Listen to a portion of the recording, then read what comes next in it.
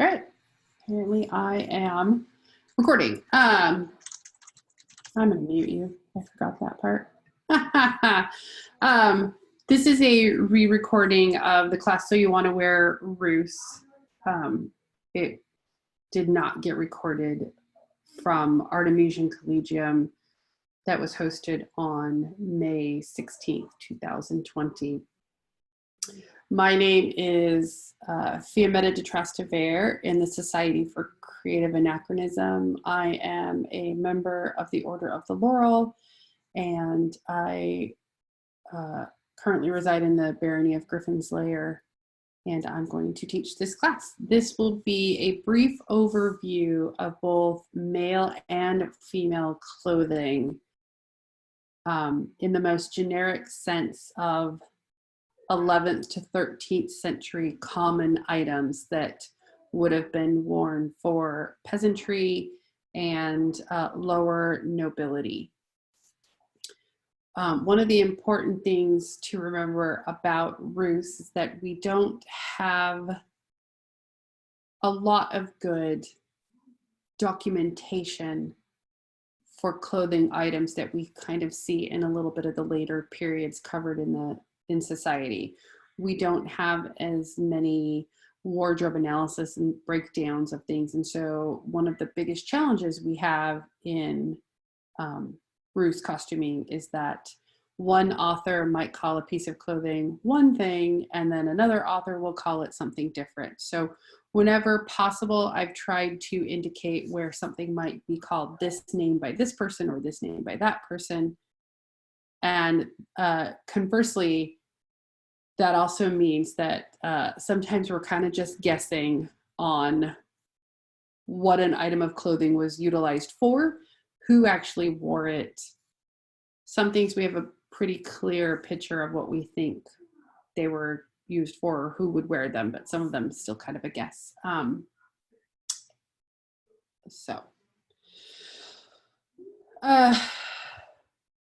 Let's talk a little bit about 11th and 13th century Russia. The time period that we are talking about is known as the Kievan state. This is pre-Mongol invasion.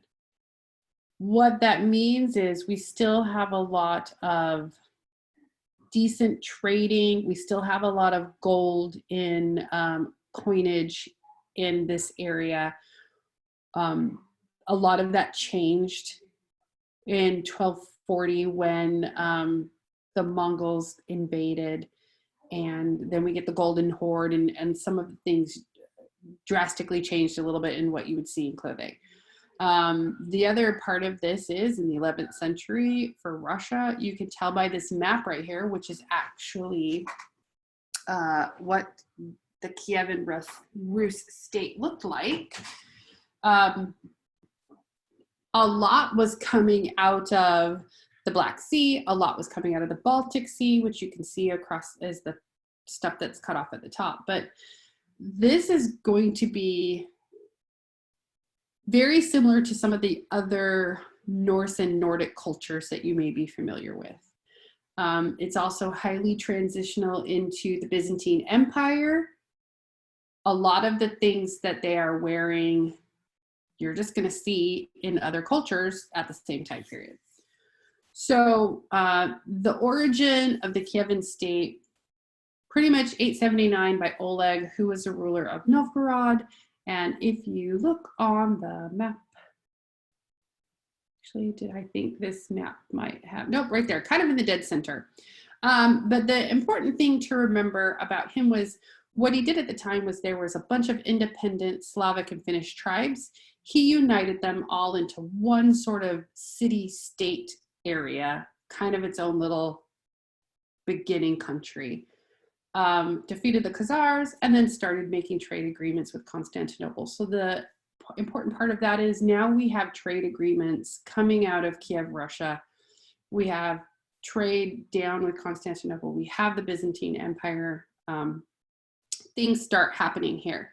And his successor, Igor, was the founder of the Rurik dynasty, which takes us all the way through Mongol Russia, which starts right around 1240 when that horde came through, and then tapers off into the 15th century. There isn't a real good, this was the end of Mongol Russia, it sort of just fizzled out. The next part about Russian clothing is a lot of people, when we talk about Russia, when we think about the area that we are portraying, a lot of people instantly in their brains think Siberia. Like when we think Russia, we think about super cold comrade and, you know, the fur hats with the air flaps and everything. And the truth is that if you look at the longitudinal line, their climate is extremely similar to the North Americas, similar to Canada, similar to the United States. They have temperatures and areas ranging from deserts and high temperatures in the south to tundras and cold winters and frozen northlands.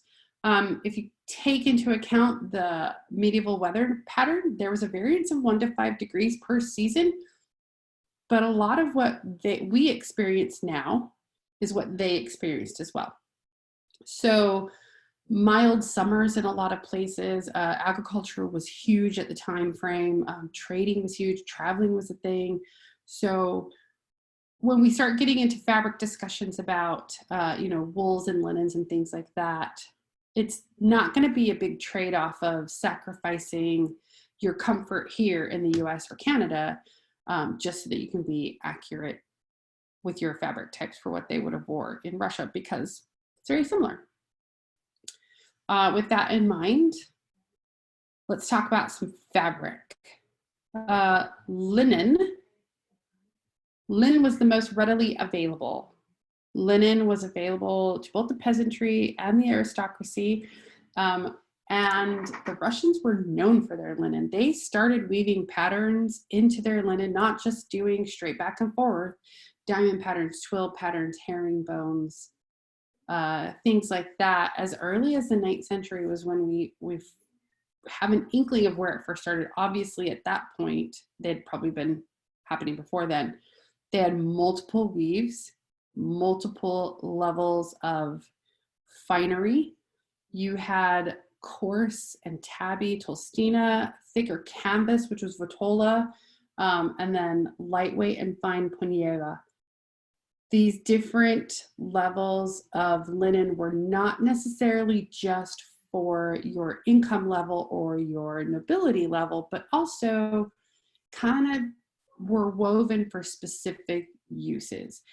Even someone who was quite wealthy would have a use for Tolstina or Vitola in kaftans and things like that, sort of their over layers to help with warmth and durability. He had Zolst, which was unbleached linen, and Platno, which was the finest of the finest linen. This was, we'll actually talk about Platno later, but even the poorest member of the populace would have at least one, if not two, items made out of Platno. Wool was also huge. Rough homespun smierjaga was used by the peasantry.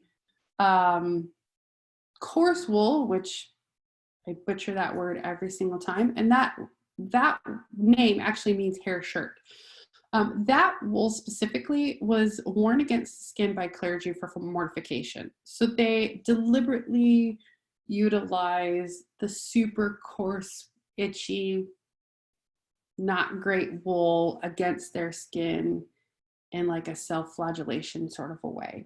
But that wool was also utilized as a kaftan layer because it was really good at retaining heat and keeping water off. So there was definitely some dyeing in there and probably some ornamentation that made it acceptable for somebody of a higher rank to wear it.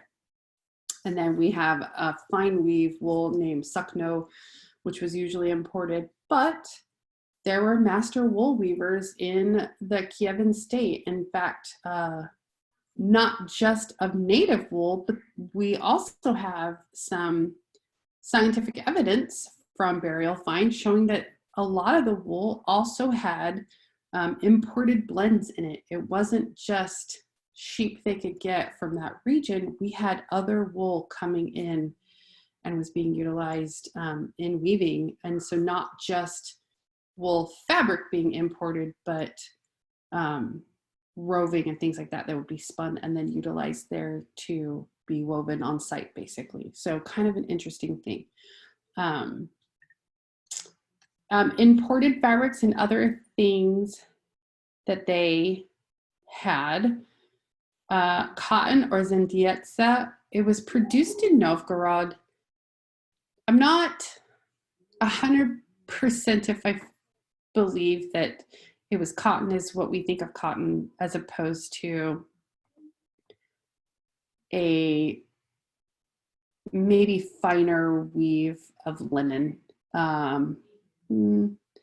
It was specifically mentioned in an item of clothing. So this is kind of one of those times where it may have been person A in their book referred to it as this, and then that was translated as cotton, where person B called it something different. But zendietsa is supposed to be a cotton garment.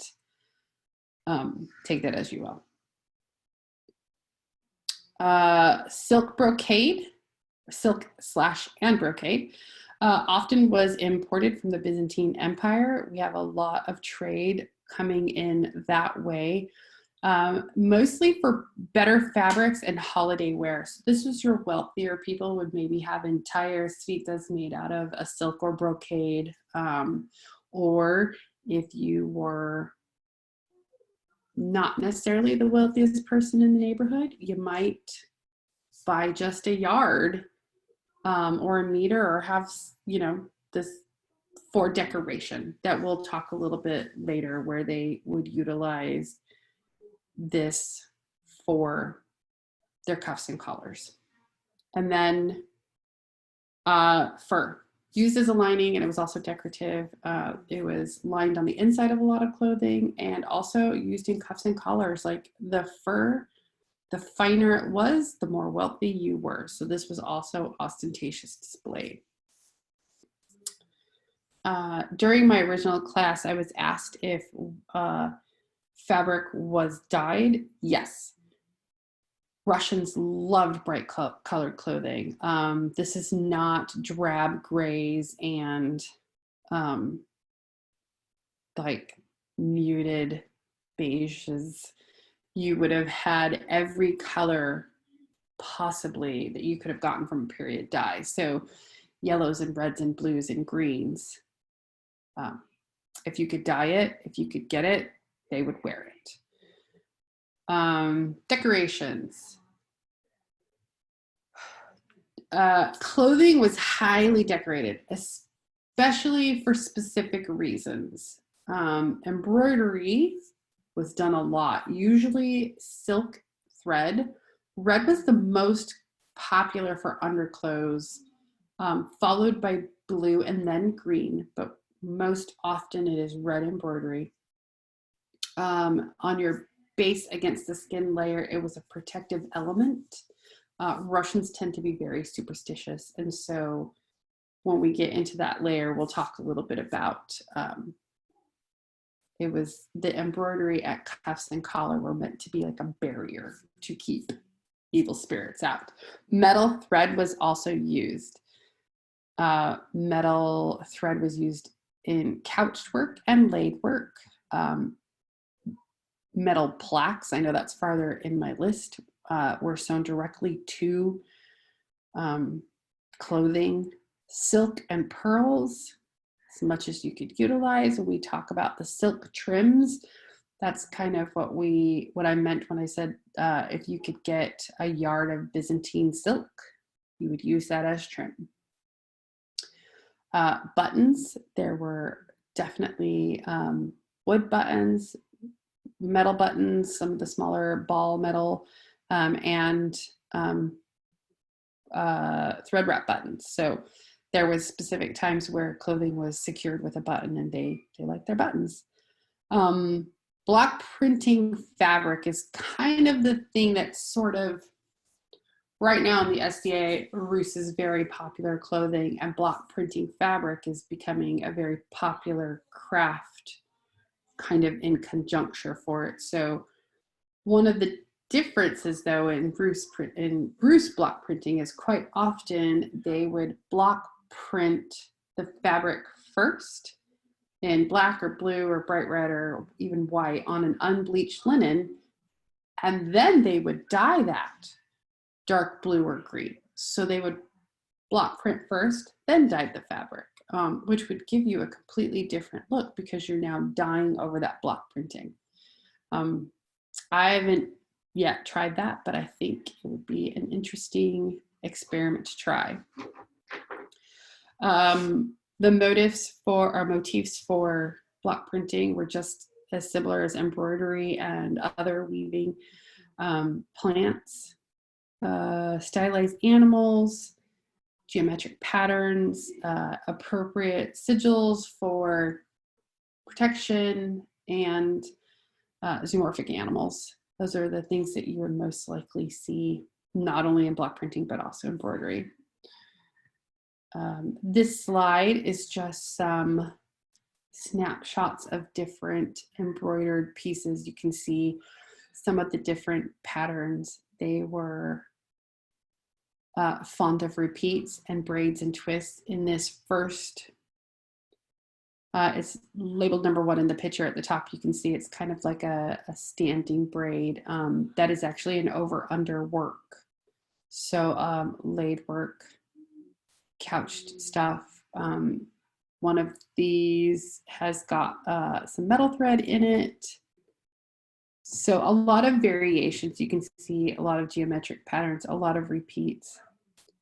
There are a lot of options in ornamentation for Rus. So now we're going to dive into first the male garb.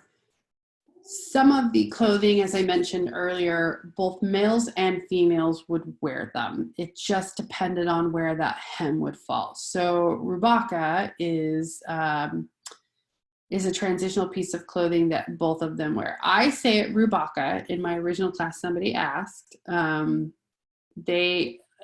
I know my apprentices is rubaka. So I've run it through Google Translate to see which one is accurate, and it comes back either way. So you say it however is most comfortable for you.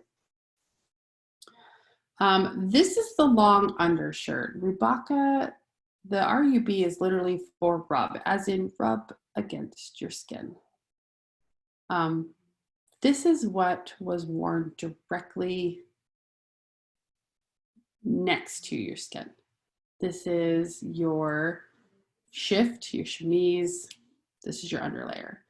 It was a long undershirt, linen or wool, depending on the season, and fine silk for special occasions.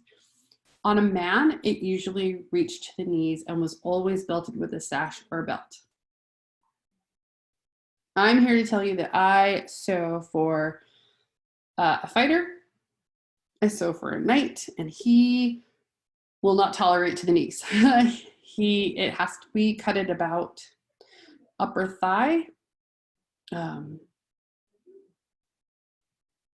Your mileage may vary on that. This was generally uncolored or bleached linen for a wealthier man. This is also where we get into that super fine, unblemished, pristine linen. This would be that place. The sleeves were long and narrow. They did not have a lot of volume in the bicep. They were cut pretty close with just enough give in the elbow. One of the biggest distinctions from a rubaka compared to another shirt style is this did not have a standing collar. A lot of Rus garments, especially in shirts, will have a standing collar, and this did not. The head opening was either centered like a keyhole, as you or to the side, and it could be decorated as well. When we talked about embroidery, and I mentioned that red was primarily used. This is where we're talking about. This would be where you would have bands of embroidery at the hem, at the wrist, and at the neck. These were barriers to keep evil away from you, which was also why this shirt, this undershirt, would be as pristine as possible to indicate that you were untouched. And I mean untouched by the evil forces at work. And you would utilize all of the bit of superstitious, either religious and or the old ways, in protection to keep all that away. So you would literally have it at the places where anything could enter you. So at your wrists, at your neck, and at your hem. Usually this in a pair of pants, possibly a second fancier one would have been worn.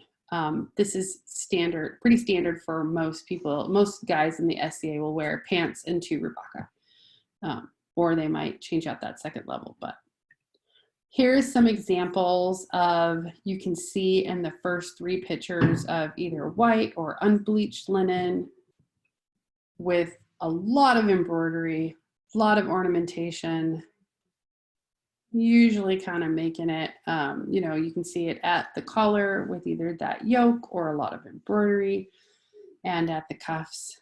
The far picture in blue would be a second over rubaka, as you can tell, because it doesn't have the standing collar. So that's pretty, like I said, typical of what the average male garb wearing person in the SCA would be wearing. And pants. Speaking of pants, trousers in the SCA, or trousers in Rus, you had 2 different types. You had close fit, slender cut pants that honestly look like hipster pants. They look like skinny jeans. They are pretty close fitting. Or you could have the kind that look a lot like what we call quote unquote Viking pants, with a really wide thigh and a narrow calf. Most often, these were worn either belted with a drawstring, a tie waist, it usually had a belt, and they were tucked into boots. You can see in the one picture, the gentleman is wearing some very tall, looks about knee height boots. And the other gentleman is wearing a much shorter boot. Or they could be worn with low shoes and wraps. So leg wraps are definitely something that could be worn by a Russian. Peasants usually only wore 1 pair. That was it. They could usually only afford 1 pair. Wealthy men, actually, especially in the winter, tended to wear the narrow leg pant in a wool or linen, and then they would wear the wide leg pant over it in a fine silk or wool for the winter. They were just doubling up on that. So they would wear something pretty warm against their skin for the skinny pant version, and then put the decorative one on top, and then do some leg wraps, call it good.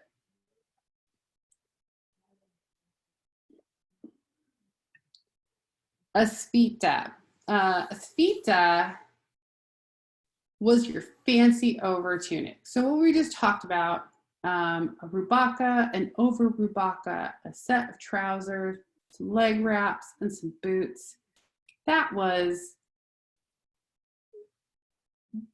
kind of your everyday stuff, and maybe a level up. Your Sita is something that for us in the SCA, this is your going to court outfit. This is, I'm not going to be called before the crown, but if they happen to glance my way, I want to look right. So the Sita was generally made either out of wool It could be made out of silk. This was where you were going to spend some money. This is a fancier over tunic that was pulled over the head, but was cut almost open to the waist. It did not, the opening did not extend all the way to the length of the body. So it would be a pull over, button it up type thing. This was belted at the waist with either leather belt or a wide cloth belt. This is where we start seeing some of those bands of fabric wrapped around into the really fancy fabric belts that later hussars would wear.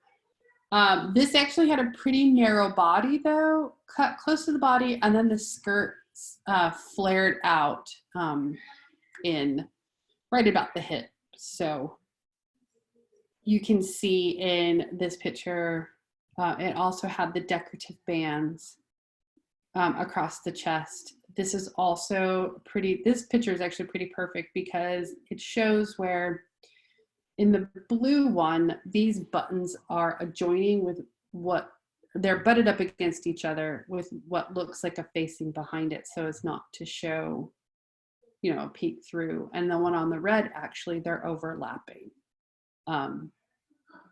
So someone asked in class if they did buttonholes or button loops, and they did both. There's evidence of both. So this is a perfect example. And if you look on the blue one, the decorative hem and the cuff and collars, that's, I recognize that's some block printing, but that is a perfect example of where they would utilize that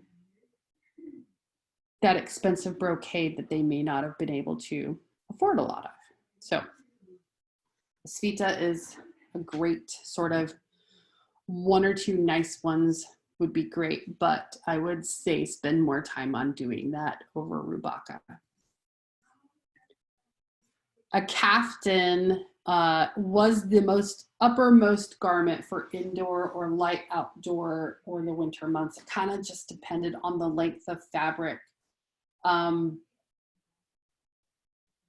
Your uppermost outdoor winter month one would not be to the ground. It would only be to about the knee, and that's because you were going to be walking through snow, and a lot of it.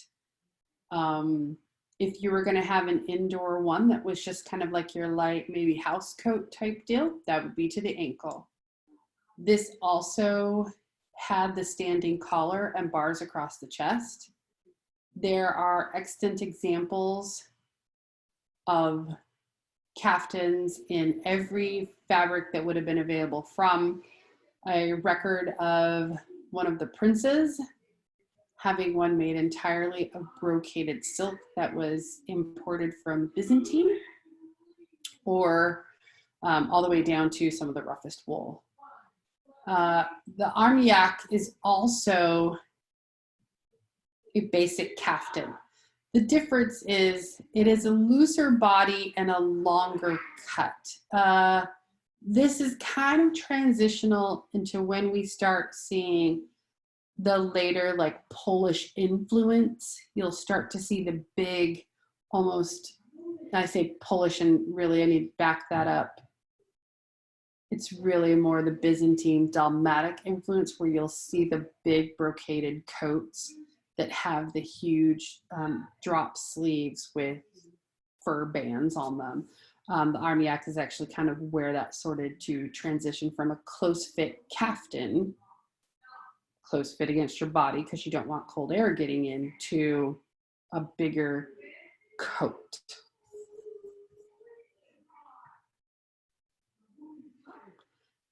Shoes we talked a little bit about. Most wealthy men preferred the tall boot, and this picture over here has pretty good representation of the two, the first drawing and the last drawing. You had the highly decorative ones with kind of the taller front dropping down lower in the back, and then the mid-calf boot on the end. Lower class peasants who really couldn't afford a good pair of boots wore short shoes combined with leg wraps. Leg wraps are a thing. as a female too, I've thought about it too. Leg wraps were a thing for women as well. One of my favorite things that I learned that I'd like to try, if you're not opposed to fur, was they talked about how ladies would take bunny furs, bunny pelts, and wrap them around their legs, around the calf area, and then they would tie them with winnegas or whatever your word is for that, with leg wraps, to insulate and keep their legs warm during the winter. They could, women also wore the trousers, so you could do either one as well if you are interested in that. Belts were worn, you could wear your first belt or a first pouch. At that first rubaka level, they usually had a small purse, a leather or brocade bag that was tied to the belt. That's usually where you carried your knife. A colita is more like the standard SCA pouch that we see a lot of people wear on their belt. Kind of the leather bag that has the flap that goes over it. So both of those are an option. You can just have the standard drawstring bag or a colita, which was the kind of the thing that we see quite often in SCA usage. So now we're going to transition over into female garb.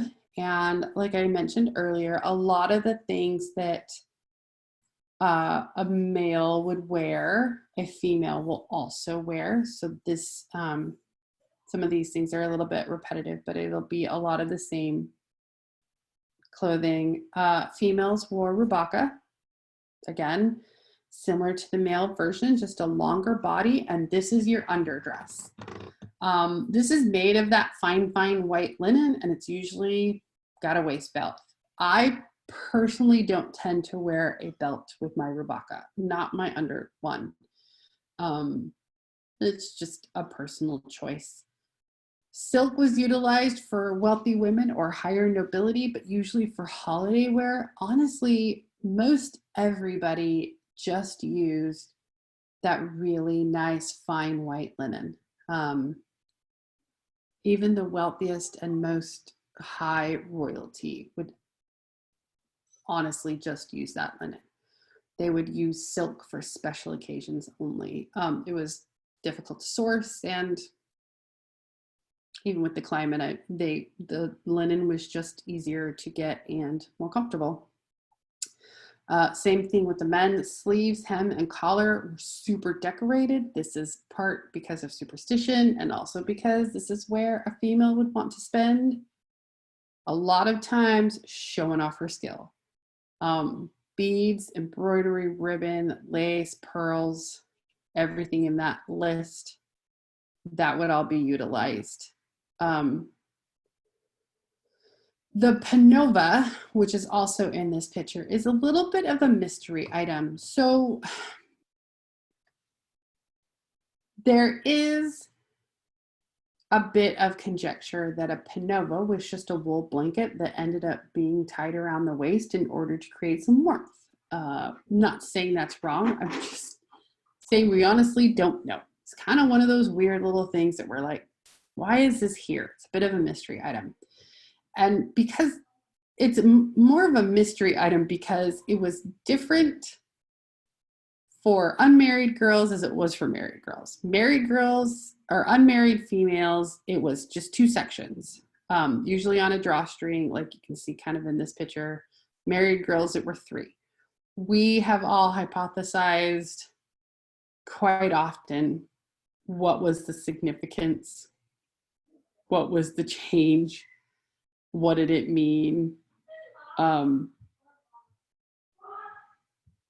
Still not kind of sure. Everybody's got their own opinion. A panova is just a panova to me. Like, it's here, it's whatever. I wear 3-section ones. Excavated finds do show multicolored checked linen and wool fabric. I personally, in order to get the right sort of plaid, ended up going with silk. And it's fine. I wear it. This look right here that I will totally for a minute say this.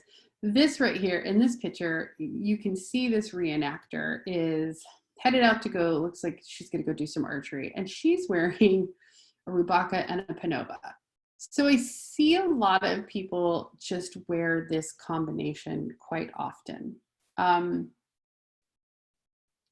So two things I can say about this. Number one, if you are going to wear a rubacca without it, something over it, please be very mindful about that linen you're going to utilize. If you are just going to throw this on and go out of camp and do whatever, or head to an event, this is not the place for super sheer see-through handkerchief linen. This is definitely the place to maybe get that good mid-weight.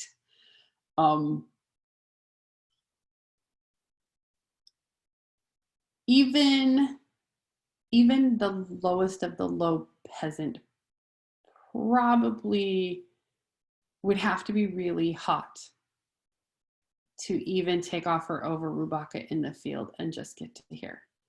That's not to say it didn't happen. It just probably didn't happen as much as we'd like to say it did. And honestly, for your own sake of comfort and avoiding heat stroke, do what is best for you. This picture right here, first we have this drawing, we have a rubacca and a panova and a Epona, which I'll talk about in a second. And then the second one is a rubacca and another panova. And you can see this one's a bit longer, but also she has utilized a very much unbleached sort of beigey kind of linen, which that could honestly have been more of an over rubacca instead of an under one. And then this last picture in the slate gray, this is an over rubacca. So she has another one on underneath that. So just kind of examples of how you see those narrow sleeves. Also, you see the picture 2 and picture 3 are pretty good to indicate that sleeves were normally cut a little bit longer than your hand and then pulled back up to kind of give it that nice blousing look on the sleeve. And then bangles were worn, and we'll talk about bangles later, but sleeves were cut a little bit longer than we normally would do for modern convenience. A Epona is a pretty fantastic little basic item. It was mostly worn by unmarried females on top of the over or under rubacca. It's just a tabard style length of fabric that had a slit at the top in the center for the head, decorated like you can see in this picture. And it wasn't sewn up the sides. Sometimes it was pinned by fibula at the hip, or they would wear a belt. But it wasn't sewn together. You can see how this is open. I have a little girl. She wears a medium weight rubacca, and then she has a Epona she wears on top of it. And this perfect for that level of garb. Even if you are married mundanely or play married in the game, I see more and more people, if they're not going to wear an over rubacca, they choose to wear the Epona and the panova, sort of to give the idea of more than just wearing your underwear out in public. So a Epona is a fun little place to wear that other layer without having to commit to a whole other dress.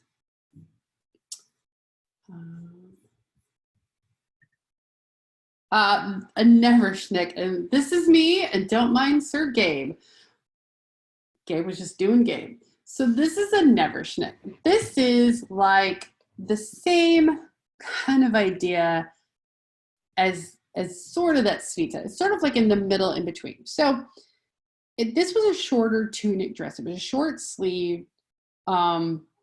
It reached about the calf. It was made of finer fabric, and this was definitely heavily ornamented. A Neversnick, these are sort of like your blazer. Like how do I dress up a pair of jeans? I put on a blazer. That's what a Neversnick is. This is just kind of elevating it to a next level, not quite going out in fancy style, but definitely looking right. In this picture, you actually, if you look at my hands holding the head, which the mannequin head was a gift during a squiring in my kingdom that I was just holding so they could continue the squiring. You can see the white layer with the red band is my under rubaka. So that was silk banding. And then the yellow layer is my upper rubaka.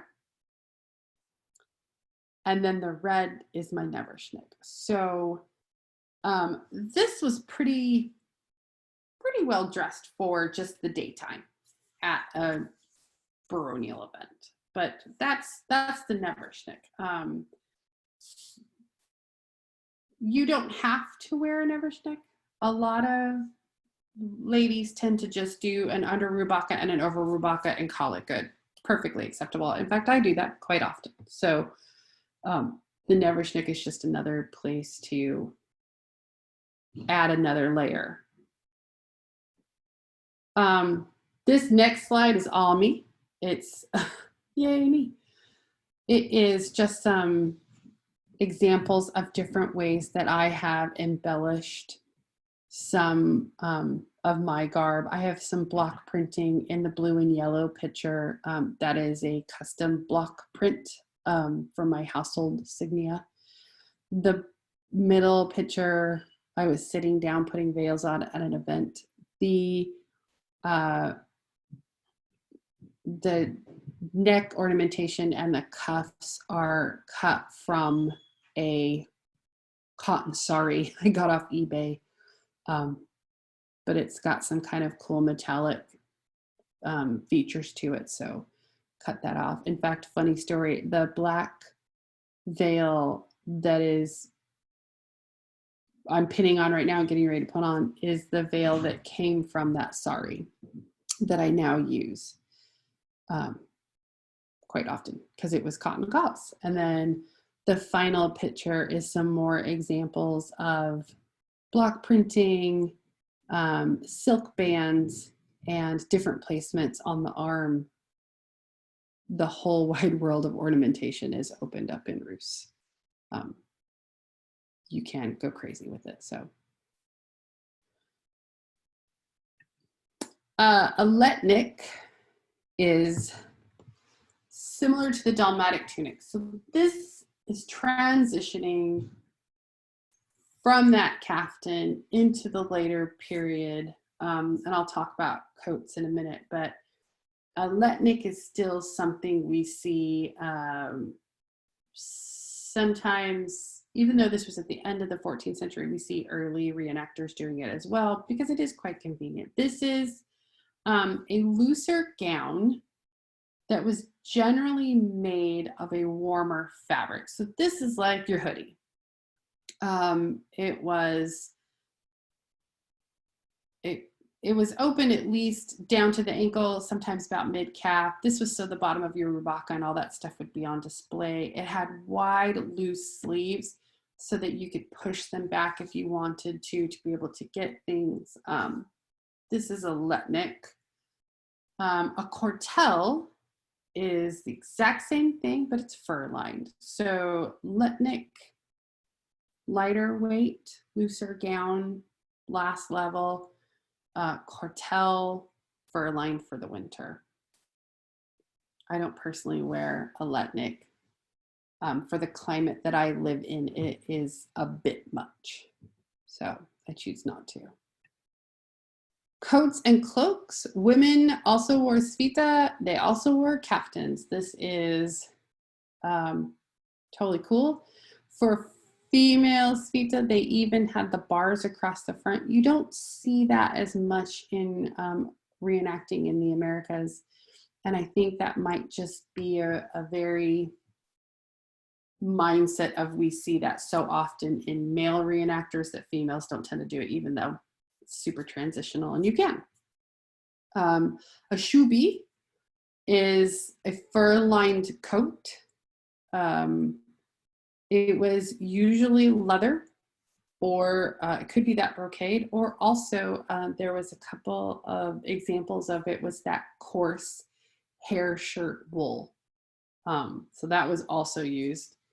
A vitola was a cloak that was usually utilized by peasantry. This was nothing fancy. It was just kind of a scrap bit of wool that was fastened around the neck and then hung down the back to the knees. This was just to keep you warm and wrap around you like a blanket. So, Corsno. This is, if you're from our kingdom, you have seen Duke Conrad wear his sporty cloak where he's got it over one shoulder. Generally in Rus, it is fastened at the right shoulder, and this was draped to the floor, although that length was worn only by the prince, and everyone else had to wear a shorter length. So take your chances depending on who's ruling in your kingdom. It might mean displeasure of the crown, or they might not even care. So you wear what's best for you. Head covering. This is a picture of myself and two of my apprentices. This is Prime and Trenza. And this, especially for females, head covering was dangerous. This was, a female could not show her hair. That was to tempt every evil being possible. And if you were a woman of substance, you should never tempt anyone with evil spirits by wearing your hair out in public, because death and destruction would certainly visit upon the village if you did. Of course, that only happened after you were married. If you weren't married, you didn't have to cover your hair, unless it was like a special occasion or church. But married women, don't you cover your hair. Don't you be that woman. A pavonik is a white cap that was worn against the head after the hair had been plaited and then sort of like in a crown braid and then coiled at the base of the head, which is necessary for tying ubris. And the pavonik was the cap that went right on top of that. And then there were multiple veils, different types and sizes and colors. And you can see in the picture, we're all wearing sort of different iterations of it. And then a nishelnika, a nishelnik, or venchik, depending on whose translation you were utilizing, is the band that we all are wearing in this picture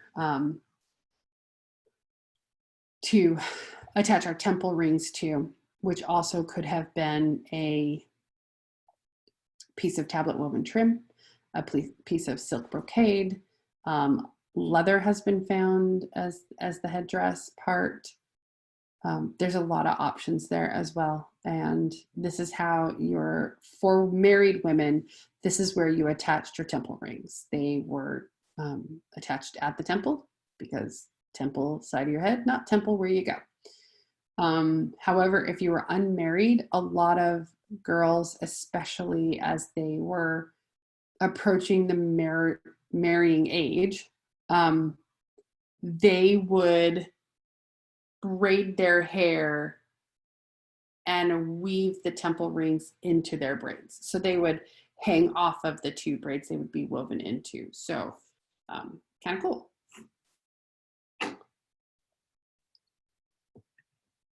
Priveski is various metal dangly bits that were worn at the waist, the shoulder, or the hip. Priveski are fantastic. They are just an add a little extra cool. Think of them sort of like in Norse culture, how women would wear bits of things like on their festoons, or like a chatelaines, the thing you see, the chatelaine chain. They were zoomorphic, they were geometric, they were protective runes, they were worn on long chains or cords, they were sewn directly to clothing. They're awesome. A lot of times they would be up at the left shoulder for a female. They would just have a couple of protective runes up there, and they might have one sewn directly to their shirt and then have a chain dangling, a couple of other bits and bobs there. Also bells. Bells were helped to keep the evil spirits away, and if you are a good ruse person, you should have a bell on you at all times.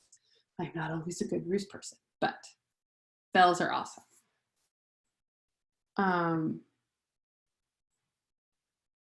Bracelets and rings. Bracelets and rings were ostentatious displays of wealth, but not just for the super nobility or super wealthy. Everybody had bangles, everybody had rings. They were metal, they were hand carved, they were inset by precious stones, they had been colored. You have this in the center of this one, looks like an engraving. It was engraved and it was a cuff. So that actually opened up to be removed and put back on. Some that just went over the wrist, kind of like an arm ring, and then closed down. They were stacked and you could have multiples on each arm. Some of them meant stuff, some of them were tokens, some of them were religious.